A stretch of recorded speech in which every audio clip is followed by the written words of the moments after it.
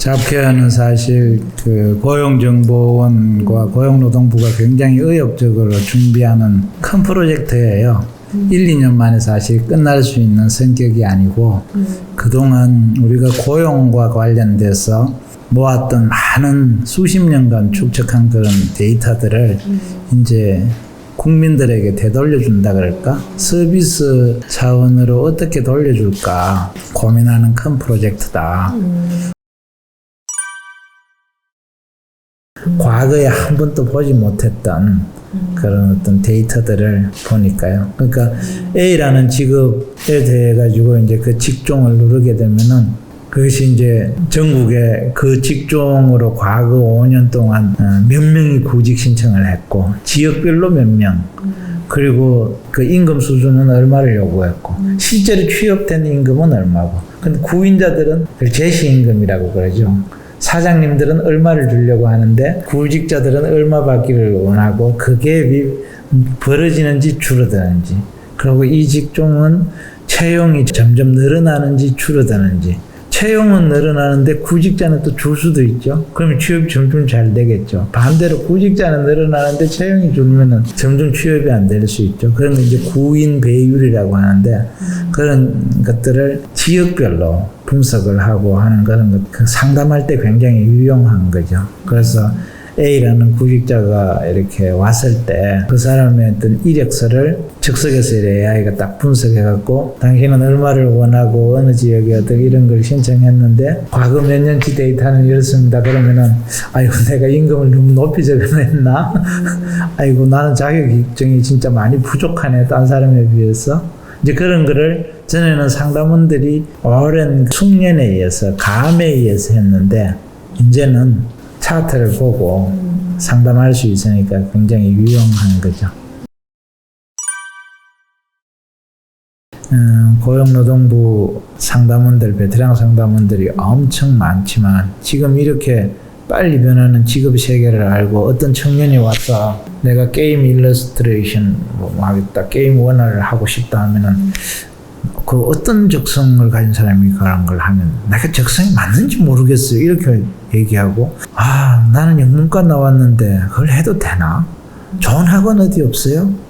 그럼 취업은 잘 돼요? 그 보수는 얼마나 돼요?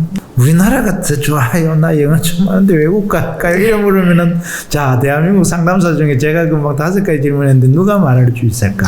진짜 그거를 민간에서 그런 베스트 상담사를 해줄 수 있을까? 되게 어려운 이야기들이거든요. 그런 걸 누가 할 수 있느냐? 그런 상담을 누가 양성을 하고 재교육을 시켜? 처음 듣는 말인데 뭐 누가 강사도 없어요. 그러면은 데이터와 AI에 의존하는 수밖에 없다. 왜? 대한민국에 누군가는 그걸 해서 이 상담사는 모르지만 컴퓨터는 알고 있다. 게임 회사에 들어가는 신입 직원이 최근에 몇 명이고 그 사람들이 어떤 직종이고 그 사람들을 역추적하니까 어느 학원에서 주로 많이 배웠고 임금은 얼마나 받고 그 사람들이 3년 있다가 주로 이직을 많이 했는데 그 다음에 5년 뒤에 보니까 뭘 하고 있더라는 것을 AI는 알 것이다. 그걸 우리가 추적을 하면서 상담할 때 마치 자기가 다 아는 것처럼 요즘 그렇게들 한다는데 그런 얘기 들어봤어. 사실 내 얘기가 아니고 고영이가 알려주네. 그렇게 모든 게 바뀌지 않을까.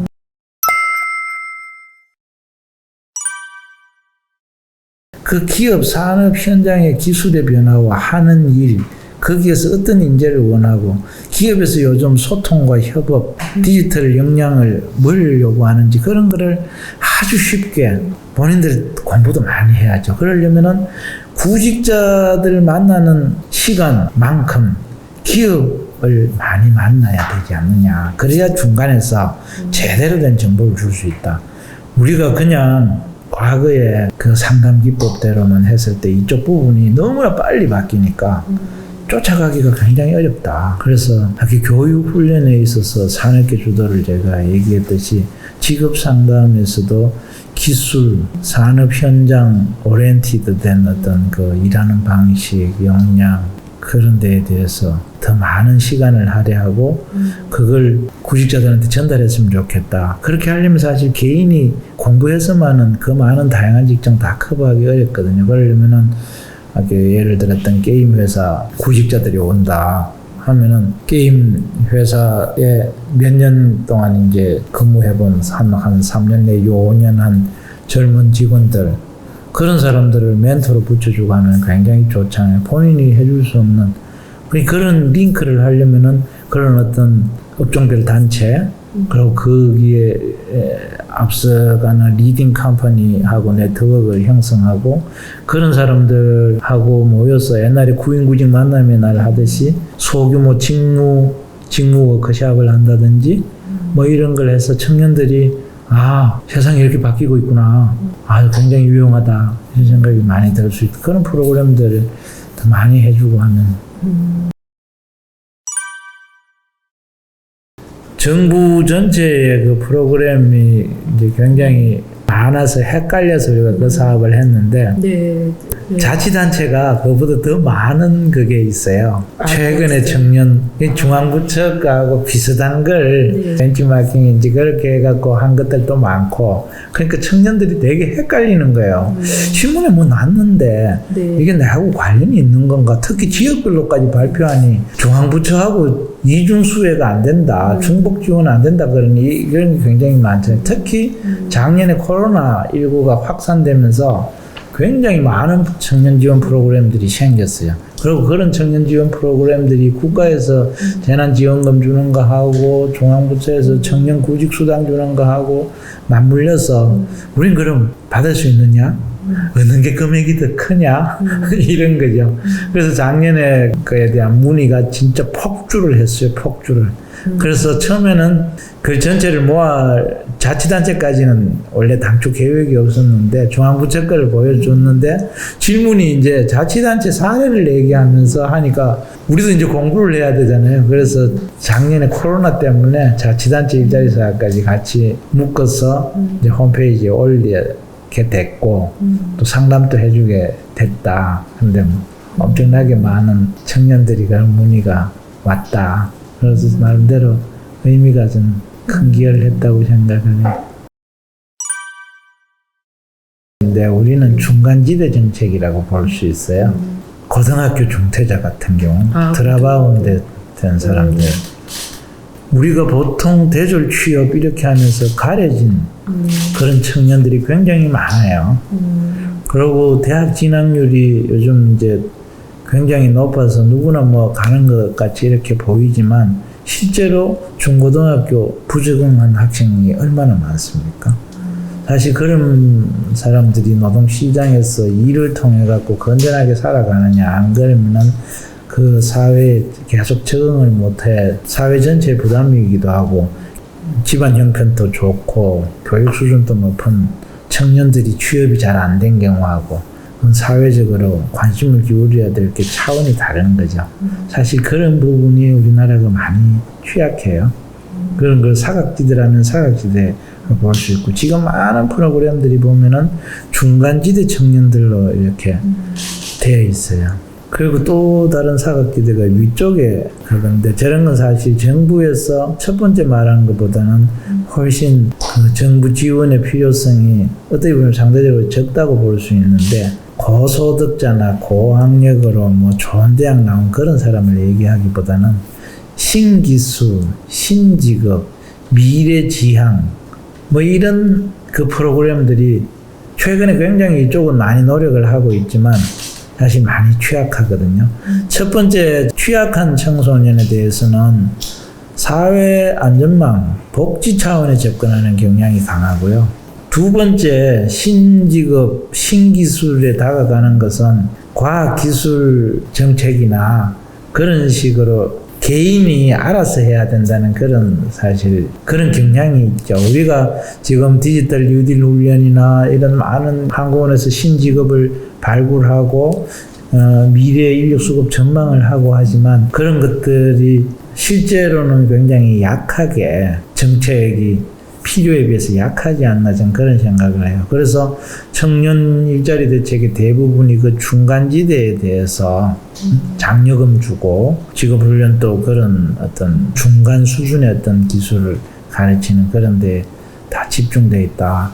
우리나라가 사회 통합을 이루고 미래에 제대로 대비하려면은 첫 번째 말은 아주 취약 청소년에 대한 사회 통합 관점의 고용 정책, 그걸 더 보강하고 윗단계의 미래지향적인 신기술, 거기에 적응할 수 있도록 3개월짜리 훈련이 아니라 훨씬 파격적으로 지원을 하고 해야 된다.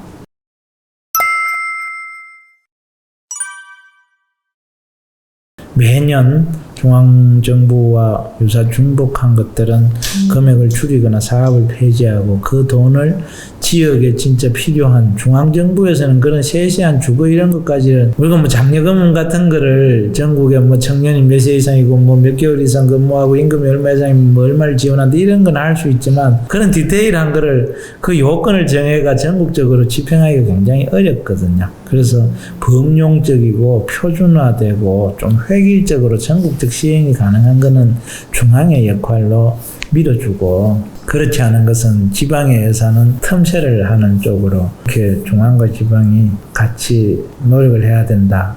그런 것을 이제 하기 위해서는 같이 모여서 토론할 수 있는 플랫폼이 필요한데, 저는 그런 플랫폼으로는 시도별로 지역인적자원개발위원회라는 게 있습니다. 거기는 자치단체도 들어오고 노동부도 들어오고 그리고 산업계, 노동조합 이런 거버넌스가 형성되어 있어요. 산업계 주도로 커리큘럼을 짜고, 과거에 산업계에 근무한 이력이 없는 사람은 강의를 못하게 하는 굉장히 강한 교육훈련, 그 다음에 그 테스트에는 반드시 산업계 대표들이 출제를 하고 그게 자격을 땄는데 실제 기업에 가서 그만큼 일을 잘하는지 안 하는지 확인을 하는 시스템. 이제 일반 교육을 그렇게 할 수는 없는 직업교육 훈련에 한해서는 그런 식으로 더 과감한 계획이 필요하다. 이것은 지금까지 말한 어떤 것보다도 사실 계획적이고 혁신적인 국가 프로젝트가 좀 돼야 된다고 생각을 해요. 지금 우리나라 제조업 경쟁력이 3위에서 5위 사이에 있는 게 굉장히 많잖아요. 지금 이제 뭐 외국의 벤치마킹 따라가 갖고는 하기가 힘든 만큼 평균 산업의 경쟁력이 그 정도니까 우리나라 기업 중에는 글로벌 넘버원인 기업들이 굉장히 많잖아요. 그걸 어떻게 학교에서 가르쳐가지고 그걸 쫓아가겠어요. 기업에서 선도해야죠. 디지털 리터러시가 있느냐? 앞으로 정보화 사회, IT, 빅데이터, 그리고 뭐 AI가 대세라는데 ABC라고 했네. AI, 빅데이터, 컴퓨팅 능력이 충분하냐? 그러면은 그 걱정을 해야 되는데 그 걱정 별로 안 하잖아요. 그러면 기업에 가면은 어떤 프로젝트에 하던 감이 많이 떨어지고 옛날 얘기 많이 하게 되죠. 이제는 그 고민을 많이 해야 되는데 우리 젊은이들이 AI나 빅데이터 이런 거를 좀 더 많은 관심을 갖고 교양 필수다 이건. 부전공도 아니고 그 교양 필수로 다 갖춰야 될 거다. 그 다음에 소통 능력은 당장 되는 건 아니지만 자기가 부족하고 소통하는데 어떤 문제가 있냐. 특히 사람과의 소통뿐만 아니라 AI하고 기계하고 소통이 잘 돼야 되거든, 일할 때. 요즘 일하면은 전부 데이터 찾아갖고 뭐 할 텐데. 그게 디지털 리터러시하고 다 관련되는 거고. 협업 영역. 그것도 기계하고 협업하는. 그런 식으로 굉장히 많이 바뀌고 있는데, 그런데 진짜 역량 개발에 집중할 필요가 있다.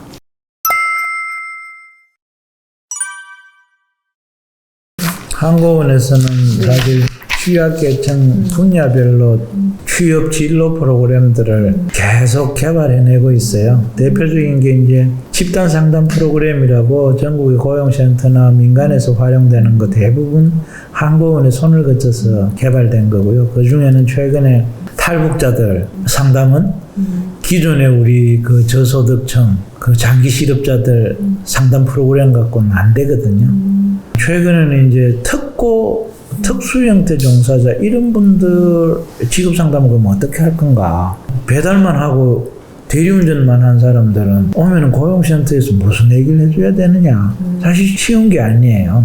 그런 것들까지 굉장히 퍼지고 있다. 집단 상담 진로 지도 프로그램 개발하는 게 하나고, 그 다음으로는 이제 데이터를 통해 가지고 그 사람들이 어디에서 무엇을 하고 있고 왜 정부 정책에서 소외되고 있는지 그걸 사각지대 분석이라고 하는데요. 여러 가지 이유로 사각지대에 있는 그런 것들을 고용정보는 분석해서 그 사람들의 실태가 어떤지 계속 리포트를 내고 그게 정책의 제도적 사각지대 개선 플러스 실질 사각지대 축소를 위해서 할 수 있도록 하는 프로젝트가 많습니다. 이제 플랫폼 노동 같은 경우는 굉장히 특수하거든요. 과거에 이 사람들이 취약계층이라고 다 말하기도 어려운 부분이 있잖아요. 고소득 플랫폼 노동자도 있잖아요. 그런 그렇죠. 새로운 고용 형태에 대한 연구를 많이 해야 된다. 저런 사람들이 소득을 어떻게 받고 먹고 사는 게 어떤지, 업무 스트레스는 얼마나 되는지, 그 기업에서는 저런 사람들을 뭐 어떻게 뽑는지, 저분들은 가면은 뭐 승진은 옛날 기준으로 승진을 하고 가는지 완전히 살아가는 방식이 다른 건지 그런 걸 끊임없이 연구하고 또 정책에 도움을 줘야 안 되느냐. 지금 그 특수형태 종사자 플랫폼 노동이 고용보험 당장 가입하면 그런 문제들이 막 생길 거예요. 전부 다 가입하려고 그러지는 않겠죠. 그러면 그 와중에 그런 것들을 어느 직종에 어떻게 얼마나 지금 늘어나고 있느냐. 그 사람들이 하는 일이 뭐냐. 플랫폼 노동이나 이런 분들은 투잡, 쓰리잡이 되게 많아요. 투잡, 쓰리잡을 뛰는 사람들은 얼마나 되느냐. 합산 소득은 먹고 살만한가. 이제 그런 것들에 대한 일자리 전망 조사하고 원래 또 수만 명 대상으로 이제 조사하고 하는데 그런 쪽부터 우리는 고용정보원이 데이터를 다루는 기관인데 수십 년 동안 국민들의 구인구직자들 데이터를 우리가 위탁 관리해왔던 거죠.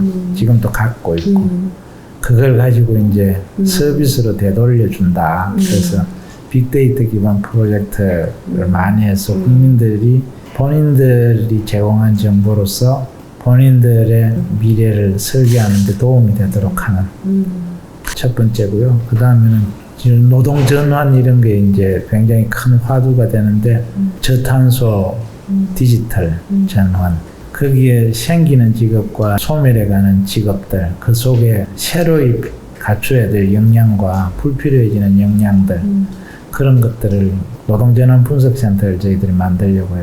첫 번째는 빅데이터 센터를 금년에 만들어갖고 하고 있고 내년에 노동전환 분석센터를 만들어서 미래에 더 잘 대비할 수 있도록 하고